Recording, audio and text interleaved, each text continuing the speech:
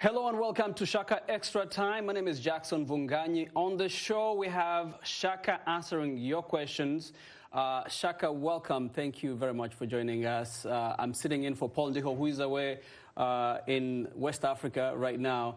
But Shaka is here with us. Shaka, first of all, I got to say, your jacket looks really spiff, really nice. So do you. How are you doing today?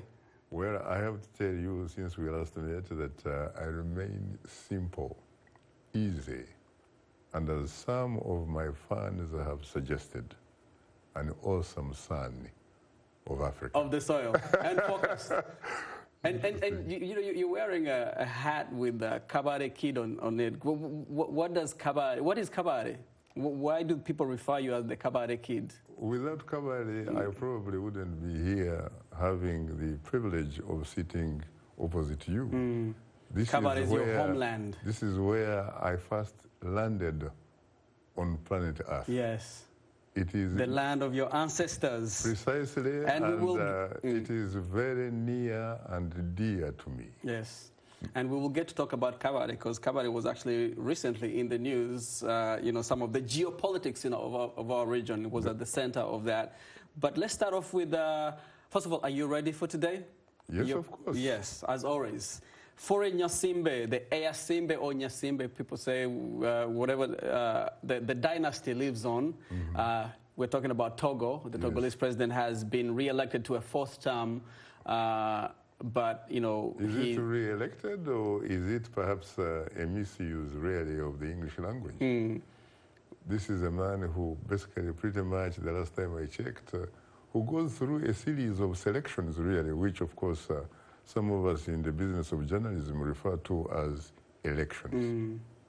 What is it about, say, Togo or that region or Africa that we have this type of people or leaders who just refuse to leave power? It is interesting, by the way, that Togo, like your country, Rwanda, share something in common, because during the 1884 Berlin Conference, Togo was in fact given to the Germans, and so was Rwanda.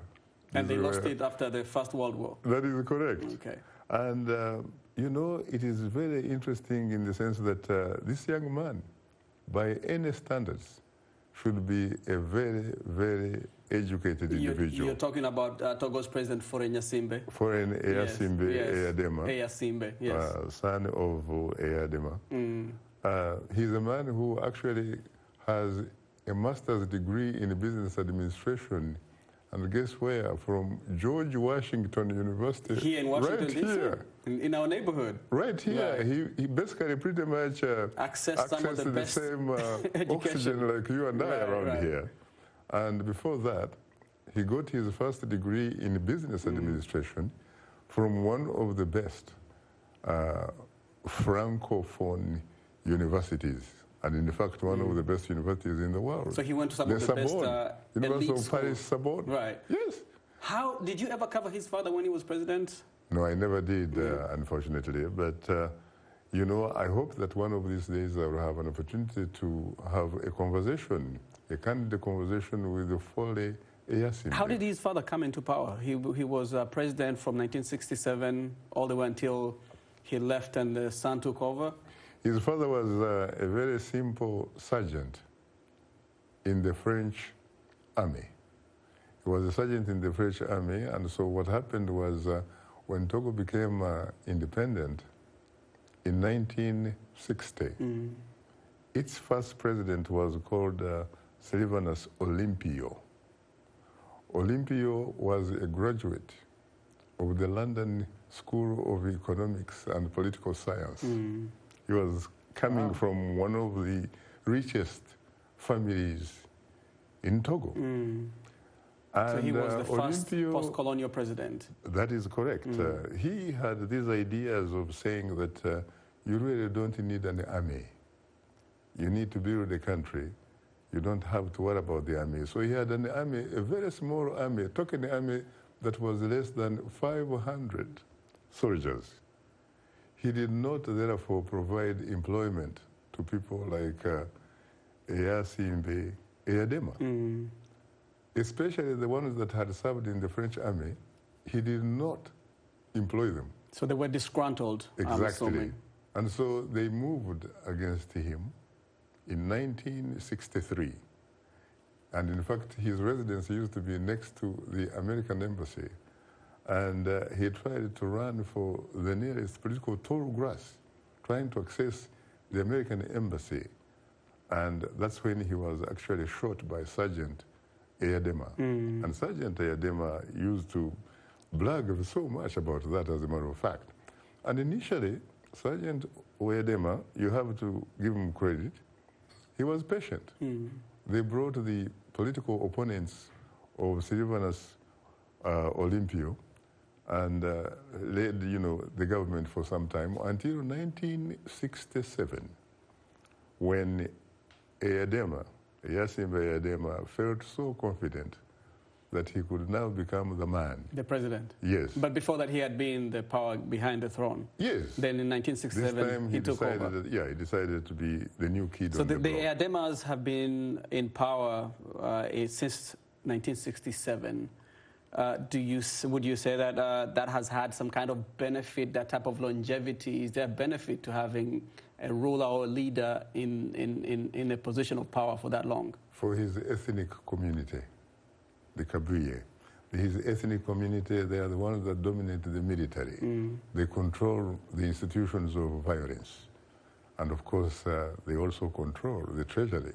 And once you control those two important institutions, the only other thing that you probably don't control is the oxygen. Right, for people to breathe. Yes, because imagine that you are here in Washington, D.C., and there is only one, for example, one supermarket where everybody... One grocery store where you can access food. Yes. Precisely. Yeah. Where anybody living in town would have to go and shop in order for him and his family to be fed. Very interesting analogy. So, and there is only one individual who actually has the key.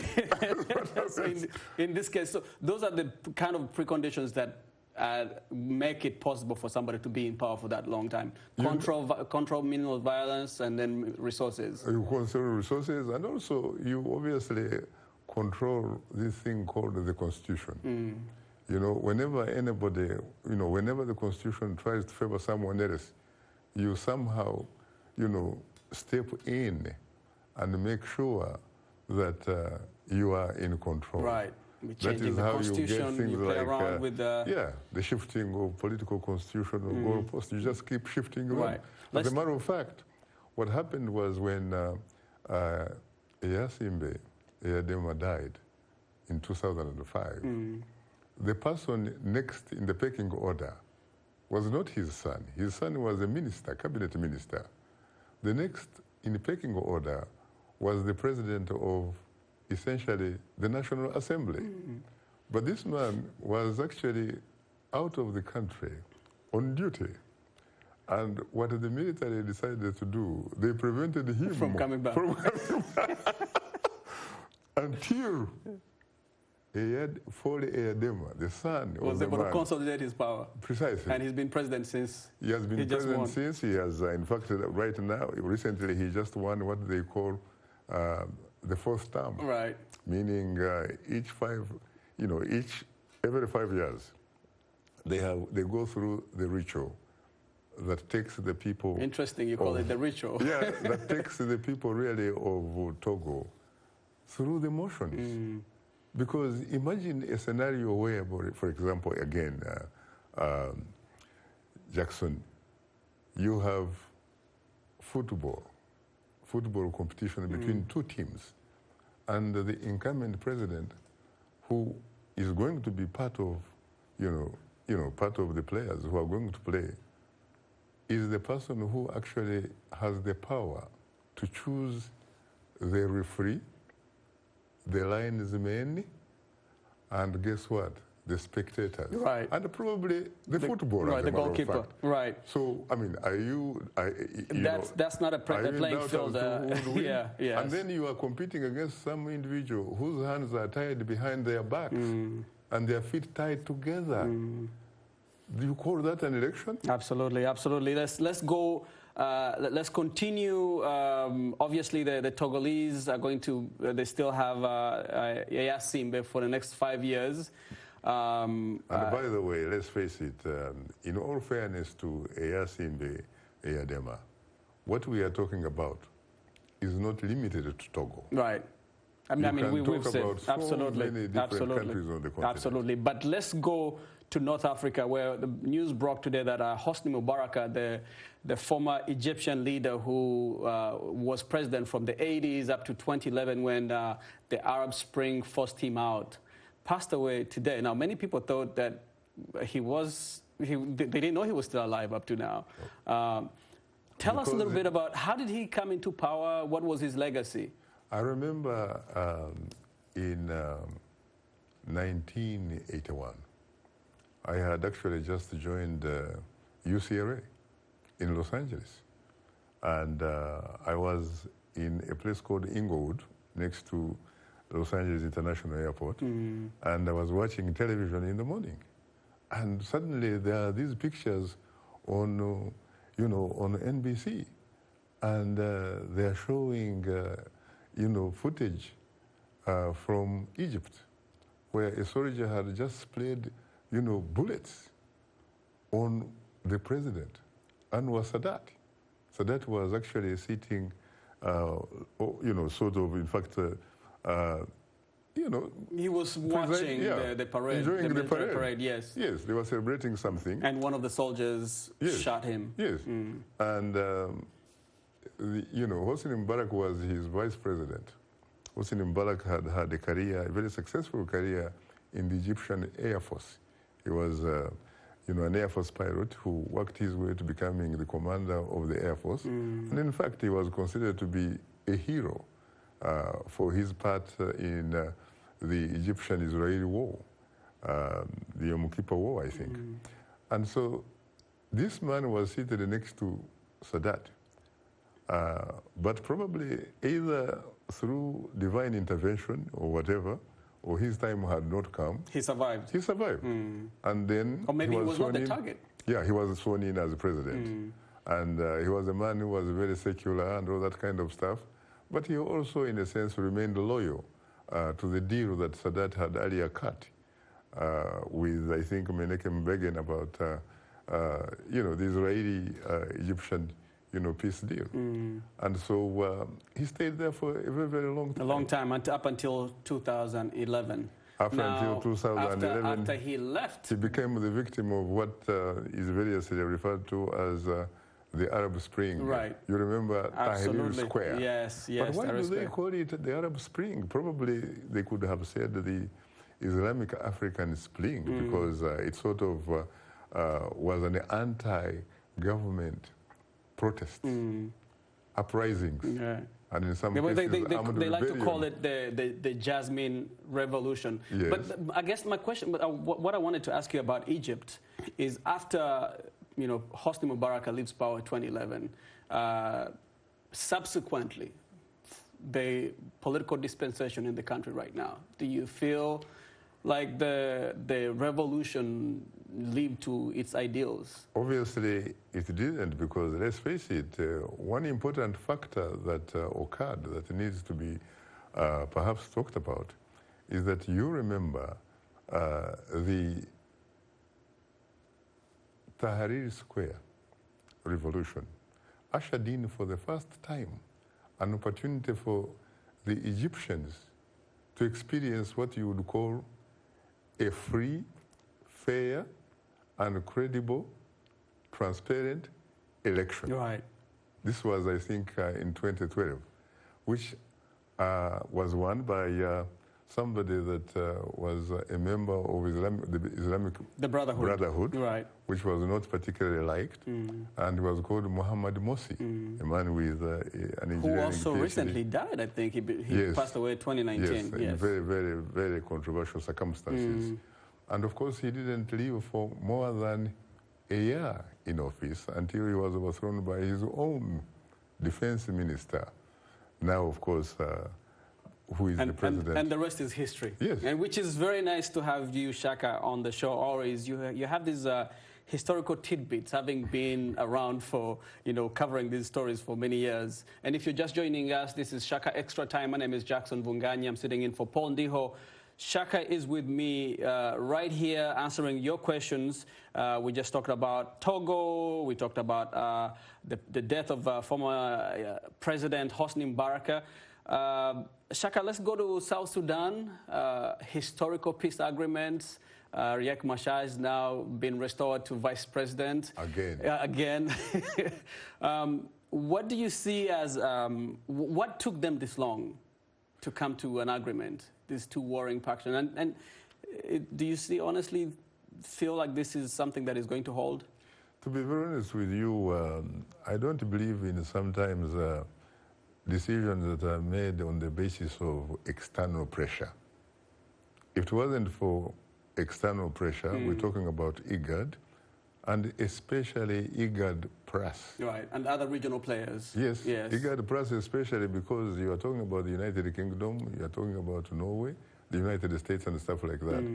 If it wasn't for those people who decided to say, look, you either play ball. Enough is enough. Enough is enough. Yes. I don't think this would have happened. So there was pressure. As a matter of fact, I understand even the UN had a report about corruption in South Sudan, and they were threatening to release it, and it would probably have caused a lot of problems. I think corruption was the least of their problems, given that thousands of people have died, over 4 million people left their homes, internally displaced, refugees, internally displaced. Yes. I mean, to be honest with you, the people who were in charge in South Sudan did not seem sincerely to have what you would call to have social sensitivity, social cultural sensitivity that one would expect, frankly, from human beings. Because, Jackson, if you have power,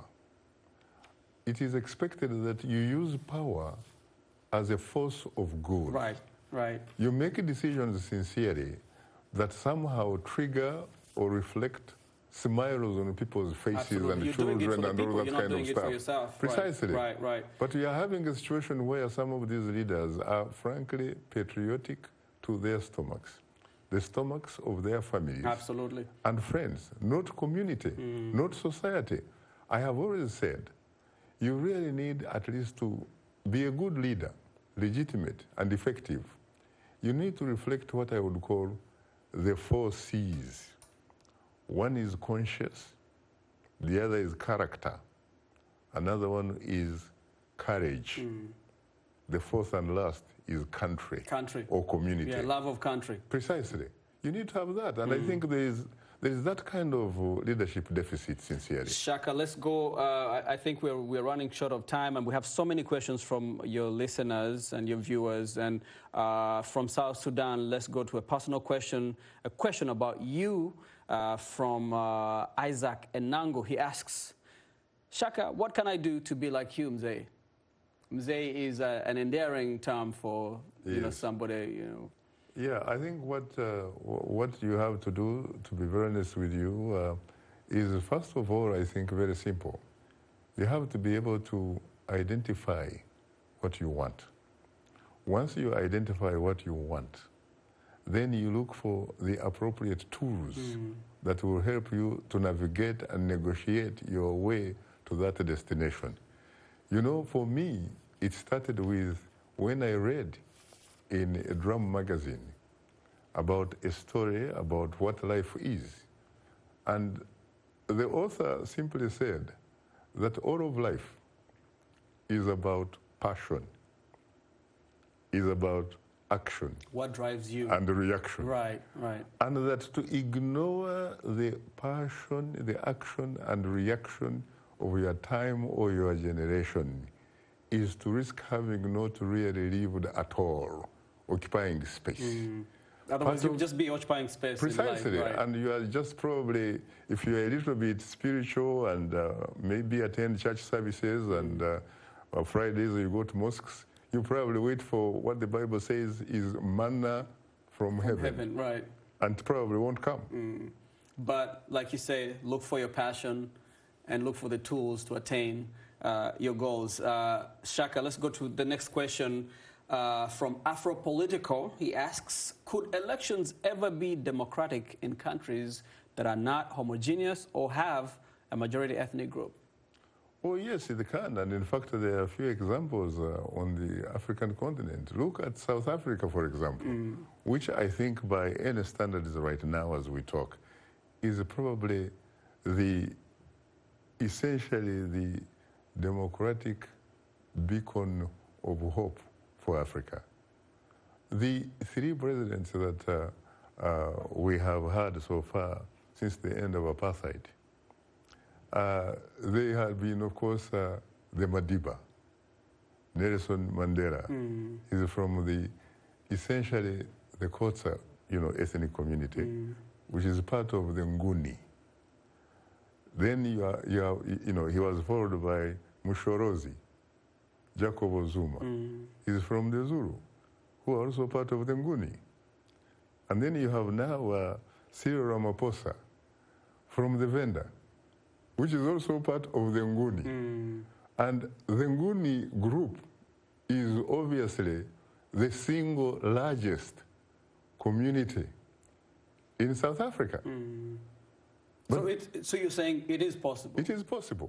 It is possible that that can happen, because at the end of the day, it's honestly a question of whether or not you have rules, you have a constitution that essentially... That you're willing to abide by?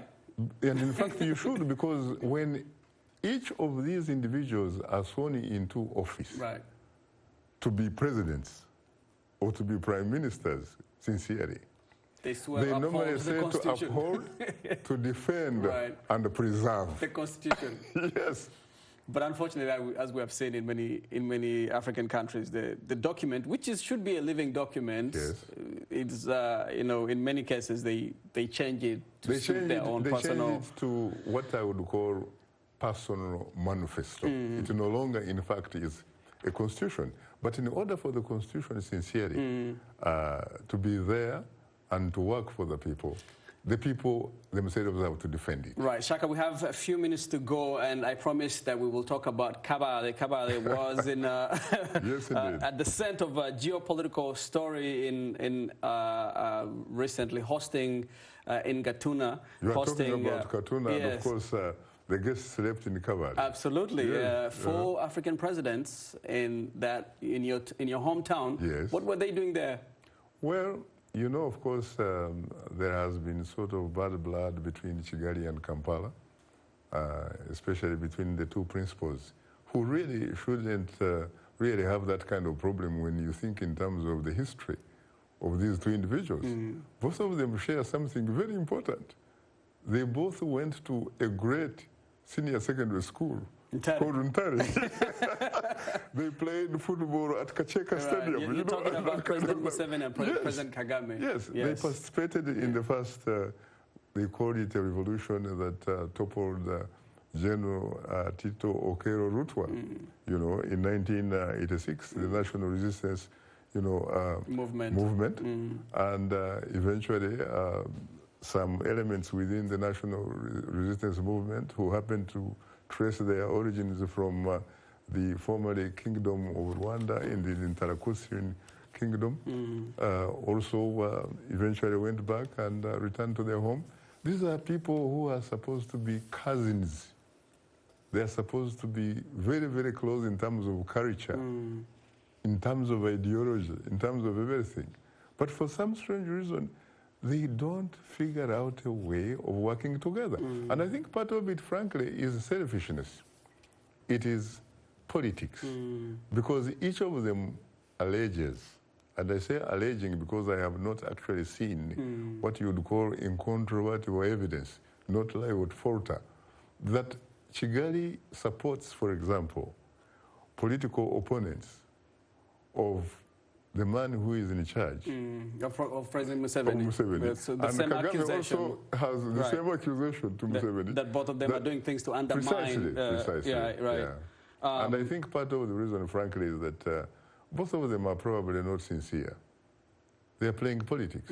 Well, why are they playing politics? I mean, there's millions of people at stake here. There are why millions would they be of playing people at politics? stake, but you also have to understand, Jackson, that at the end of the day, we are all human beings. And we are actually mortal. We are not immortal. These are two individual human beings. They make mistakes because they are human beings. And there is a saying that to err is human. Is human. But of course, forgive, you also know that is divine. And for that reason, I would like to apologize for a statement I made last Wednesday on Straight Talk Africa. We were paying a tribute to the late Moi, Arap Moi. Yes, the Kenyan, Former President Arap Moi. Second president of the Republic of Kenya, and obviously the longest serving. We were looking at his legacy and what have you, and I introduced the idea of a man called Simeon Nyachae, a Mugusi from Kisii, a man who was President Moi's chief minister, and a man who told me personally that he was behind this business of making sure that Moi does not become what was perceived to be his role, a passing cloud. Simeon Nyachae, and I basically alleged that he had actually died. I have to say, frankly, that I owe an apology.